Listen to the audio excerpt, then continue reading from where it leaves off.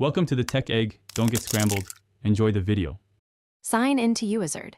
EO and create or open a project to access tools. Open the Import menu and select Screenshot Scanner to begin scanning screenshots.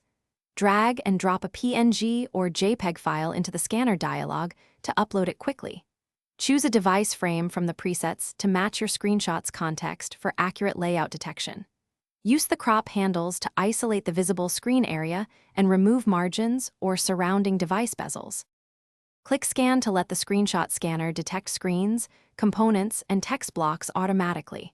Watch the scanner outline each detected region with boxes for headers, lists, buttons, and images. Adjust any detected boxes manually if the AI misses a button, field, or icon to correct the structure. Confirm the selections and choose Extract to convert detected screens into editable project pages instantly. The extraction imports layers, grouping, and text so you can refine the design further.